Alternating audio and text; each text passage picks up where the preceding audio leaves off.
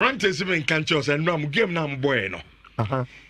A clear definition of oh yeah dear as when you brepa like we are doing when you are brilliant giddy. But baby na say mfaso bi ama so. Oh sir. Clear definition of and no ade na mo ye no. So basa ni a break giddy ba mo we cause 90. Oh, okay. So I'm boy now for. Meaning what he meant by personality, but a first leg. Okay. We say, let's go share first two, no. Say now was about Sakodana or more. A give you up there. I don't mean tell you all kind of say, but or right to new opinion. Okay. Rich. And no game there, so I'm in big stadium. Me and me, my expect say the scoreline be 4-4. But I expected it say game to be tight. Tight in the sense say na minim say Atletico nim say about 2 legs. Or go away first. Enti anka obetimi e defend it. Na the worst case scenario Barca said 1-0. Na odi akọ wana Metropolitano na se enyoma ko yie mana obetimi defend so tight then on the counter we use Griezmann money Julian Alvarez mo na wanya 1 goal bi se Barca take 1-1 na odi ko rich se game ni be ko se Barca be 4 Atletico Besha 4 there. I never expected it. Never. Now, make a baby. Atletico Madrid 2 goals no share in the second half no. Rich, that was Atletico Madrid, typical of them. But first 2 goals no share in the first half of the year. Barca should have prevented it. Typical Atletico this season. In big games, Rich, they are very good in the second half. You have a pound game now. Where they've been able to withstand attack upon attack upon attack upon attack. Omoye changes are not omo the soul of Angel Korea Mubemwa. They have a way to get something out of the game. And the last 2 goals now, Atletico share in the second half of the year. That is typical Atletico. But Rich, start no munya any day. Me who say Atletico start a big game and ya sa flamboyant starting that and extra me. Look, Barcelona wanted to stage control any dominance of game in them. But Rich, you could realize say before Barcelona could say Jack after a game no yeah bono. Na team FN Atletico overwhelming a moment. Say taking the game to Barcelona. Barcelona himself Atletico game plan was to come 4-4-2. 2 line of defense. Very compact. Yebo game na no yenya Griezmann, yenya Julian Alvarez, yebo mati free. Na ya kan yetimi ayese betima join here. It is all here. It is as if say Barcelona were waiting for Atletico to go into their defensive shape. Rich, omuti omani no. Na Atletico, any can attack Barcelona as omutu. And some omuko into sa normal defensive shape na Barcelona for expect say omubekono. But you see, the good thing about Barcelona under Hansi Flick and say, Rich, say almost that say almost mouse our pressure now. Na omo boss our diagonal passes no. Na omo find Rafinha and Lamine Yamal 1v1 in those wing areas no. Na Ferran Torres money Pedri mo esta so mo run 50 over than Omar. Rich, Barcelona becomes a delight to watch. And the frequency with which are creating chances no. Typical of a German tactician. And me I say even for Diego Simeone, say na no pena Gabi eka on the stories mu say Simeone say you don't expect to meet this Barcelona team and Hansi Flick. Say, omu find you omu tempo no omu game na and not to score goals. Because Bonana Barcelona after going down 2-0, Rich, they were going to score goals. And look, team and friend Atletico Madrid, Rich, they will have to go back to their drawing board and ask themselves, say, Barcelona, it's me unlock you too easily. Because 1, 2, 3 passes, you see Atletico open up. And under Diego Simeone, Rich, you don't normally get Atletico open up easily with 1, 2, 3 passes. But the Barcelona guys are so good under Hansi Flick to unlock those blocks now. And when look, this season, the criticism of Barcelona so far and they say, Rich, against teams are in low blocks, Barcelona break, but Barcelona and break against team from Atletico Madrid in unlocking our defense, and creating those answers, Again, Kubasi Shego, Inigo Martinez Mushe. Rich, you don't beat Atletico to corner any physicality. But Enra, they show that vulnerability too. Until Emma Barcelona, a defenders need to make corner be a heading ball to Atenema. And can say a starting game between Barcelona and Atletico. Why never team show physicality? I was saying, please, everybody would have gone for Tima, your friend of Atletico de Madrid. But Barcelona, Enya Saudiano. Rich, many 50 years to some extent. I think say Barcelona call up 4-2. No, their friend game management, they momentum and close game ni. Now, the AM says I watch the game on Star Times live. The AM say, Obeje say the substitution na Fifi can once no. No Barcelona LED 4-2. And as a Flick after Eric Garcia must say, Obesa substitution no. Naka wetimi locking in midfield no. Na ome defending na bone yapon. And me say commentator na say you best stop game this year because Mkramienu I very pitch no. Ampa who say I'm from for camera to then referee the ball is so yenjai because Mkramienu I very pitch now security for no mudili. Rich that time and Atletico Madrid for any free kick or top hole.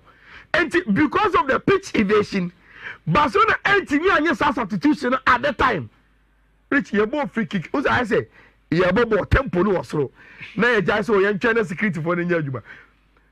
By the time you resume play, no, before Barcelona could get back on concentration, no, and Marcos Llorente, SS our third goal, no. And it was 4-3, but still, as a flick a fair place now, just touch line. And your work go no danger she. Yemo munkom. Omobemuno. The rest of the minutes. Barcelona couldn't retain the ball, Rich. And the momentum, no, as switch out we do Atletico Madrid for no, and a soul of, and they say the third goal. Those little details in games, and a determined results, And I think El Cholo was the happy one after the results. Hansi Flick was disappointed because of the way a game ended with the Barcelona team. We have a game to watch now. Unim say. Answer na second leg in the Basso, Wanda Metropolitano. Rich, you better count a league game. Wanda Metropolitano, Atletico against Barcelona. Answer na second leg number so. So there will be 2 games. Wanda Metropolitano. Interestingly, the first of the 2 games will not be the second leg of the Copa del Rey, but rather the league. And second of the second leg, with the 4-4 aggregate, I say, Yakwakope winner, Etimi Abasunti, and it was super crazy football. Crazy. Your poor game, as a commentator, I say, oh, you're neutral, I will share a game we are when you beje papa, because of the way a game is equal. And to reach first leg, of the semi final, back 4-4. And then you read, our Anoita. We are expecting one other semi-final, so say the best share so. No, Madrid they call Anoeta. Anoeta is a very, very passionate place when it comes to football. Real Sociedad under Emmanuel, one of the best Spanish coaches ever we have. Now, Real Madrid in himself, it is not going to be an easy game at all. Rich, but there is a problem at Madrid. Madrid A2 Quino. This is the list of the Koye. Socially, Sinidia, there is no Thibaut Courtois, there is no Freddy Valverde, and there is no Kylian Mbappe. It's Madrid setting off this, almost setting off without these three players here, Mabodi. What that means, and say, according to Spanish people, are almost churning out the probable 11. No? Rich, this is going to be Real Madrid's first 11. Lunen, Lucas Vazquez, Fran Garcia, Rudiger Asensio, Chiomani, Dani Ceballos, Brahim Diaz, Jude, Vinicius, Rodrigo de goals. Rich, may I sure say going forward any problem, even without Mbappe. Sometimes you don't even need all your star players to play well. Even Mbappe in one, Madrid I am more effective because now Obia are accepting the role. But Rich, Makase say Real Madrid any game are crucial. Lucas Vazquez will Kim from the right back panel or your Madrid weakness. Number one.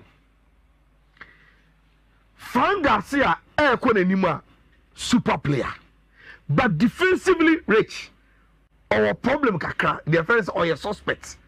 And he will be playing Baby Akubo Ebono. And so Rich, so they play through Kubo. Left-footed, almost the Japanese Messi. On him to or hard or direct. And see, and then Fran Garcia will have a problem dealing with Abrantia, your friend Kubo. Or Yazabel as a striker there. I'm finding home Mau Rudiger and as essential Bulino because on your typical center forward, need a lot of movement or the touchable or no link up with the other players. No, Rich. And again, we no prediction BB because of the players now Real Madrid missing. Look, Mimaka said Thibaut Courtois is my best goalkeeper. We are say Oniwa Real Madrid eto sinikaka emami. There are some saves you will make, Lunen can make, especially in crucial stages. We say semi-finals of Copa del Rey. And see, without Courtois, without Freddy Valverde, I think say Emma game no, BB or Kakra Eddie Emma. Will we see at least an over 1.5 in this game? Look, Rich, my prediction and I say game way and yet to say no at the enemy. Yes. And my goals be brave because Real Sociedad for minimum they love to pass. Or more attack or no, so more passable or more passable. So I'm not going to expect a lot of goals. So under 4.5 will be very, very good a bet. Was our game way. I are quite tricky. Real Madrid are favorites, but I are quite tricky without the key players, no, especially in defensive areas now. Or more Lucy or mono. And Inter Jumano. Soon. Rich 2-0. And I'm share Lazio for now. Me catch you when I say Inter by Jumano because say Ujai 2 teams is digging deep into a squad now. Rich say Inter Daniel Monsampa. They still have enough quality to beat team and friend Lazio. And it's another social game in Libya. Mediterranean and Anatovic and Ebo as two frontliners. Damien Ebo, Dumfries at the bench.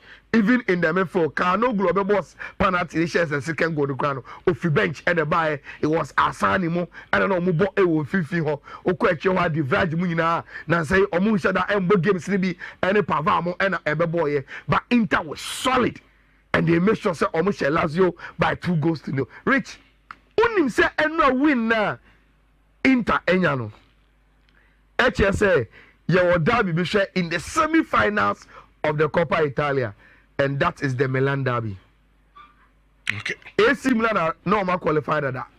Now Inter also qualify Ochina and Ra.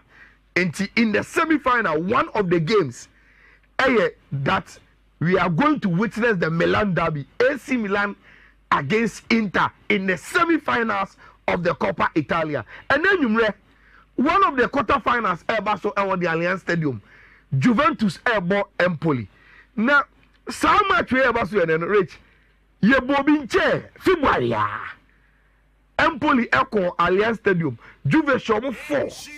And see, OBS, but to say, chat the cyber to be and that Juve a overwhelming favorite say on bet me, Asher Empoli no so a bookie or mu take it to the semi-finals of the Coppa Italia.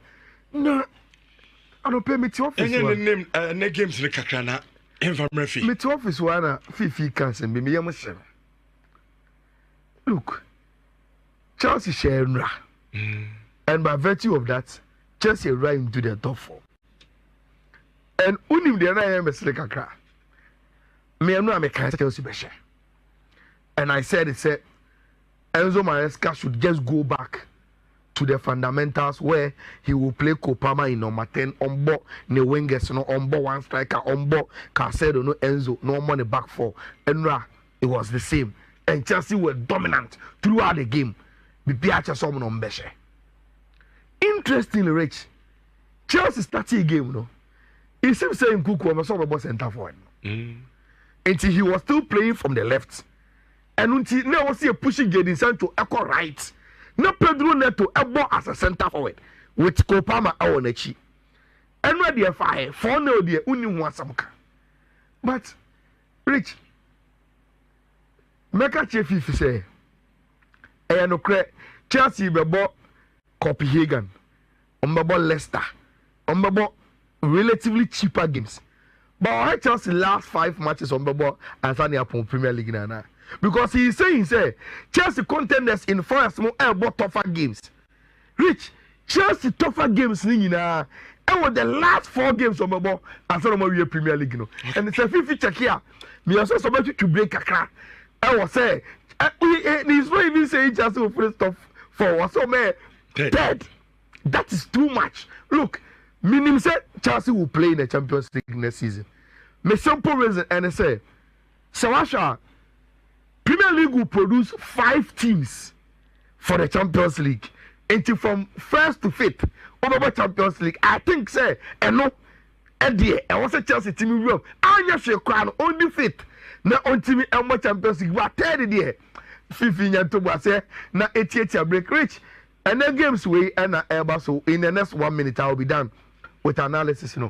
I'm expecting who say Everton under David Moyes, Omushe goes and Obianim Thomas Frank and in the Brentford team and to say and yet football ben necessarily a bit or telebia it's in Bukamuna. I am expecting sad game way Brentford against Everton to give us an over 1.5 game.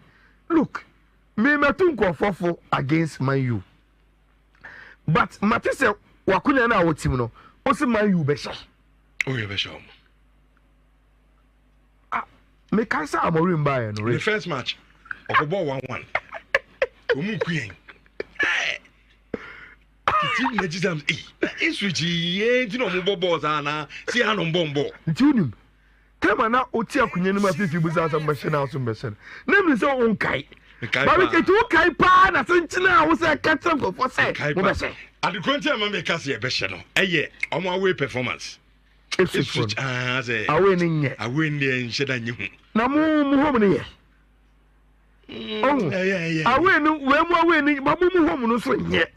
We there. Yeah, be find a way out. Me two omo Panthers for. Me two omo for pa. Mama for. En ko di rechechi. En fa win en ko to Man U so. O di at least. Sa wo se chinchi na ba you be ka bet ho a. O ko do bo chance a ebetimi aboaw. E wo honum Arsenal e ko Forest. Unu say the reverse fashion Arsenal share Forest 3. But they change YouTube say enye sa Arsenal this say. Epra until Omalusu a lot of firepower. Forest also a team there a hard game and they score goals. At least Forest to trigger Arsenal to also make sure say Ometimi Ashe goes. Minim how Sterling Trossard Moneri Ebetimi responded there. But I'm expecting an over 1.5 game in Forest. Arsenal, they say Arsenal won't even predict some especially after losing. But with Elanga, Hodgson, Odoi, Gibbs White, any wood no. At least almost be say go biama a trigger Arsenal say also ekope go so open game and over 1.5 game Man City Tottenham. Baby omo mpeko kra. Na unu say Rich since a Man City top from no. So I pay one team in the Premier League up on the one fair say oh ye hu go frame mobo. No mercy for the creeper Tottenham. Ko show 4-0 Etihad. This is the reverse fixture. Rich is a goals game. Eddie Emma Tottenham and Manchester City a goals game until on your bet just go for the goals. No, another goals game. The Liverpool against Newcastle. Unim say the St. James no. Rich match and the 3-3. At Anfield, I'm expecting another goal feast. With Mo Salah, Szoboszlai, Gakpo, any Diaz, and of course when Ishak is in town with Gordon, any Murphy, and his supporting cast as in the midfielders now. So I'm expecting goals game, and so else our game win. And I catch on say Premier League games now cost me ebet me am goals, and indeed he gave us goals. Me expecting the same thing from any games. Two Betway odds. Yemfa na yentimi emfa enye ya de and then midweek yen try a luck also. First one no 179 A378A 179 A378A and a second one also 179 A79F8 179 A79F8 to two Betway also. You bet me afa na yede aye nyoma. You say chiska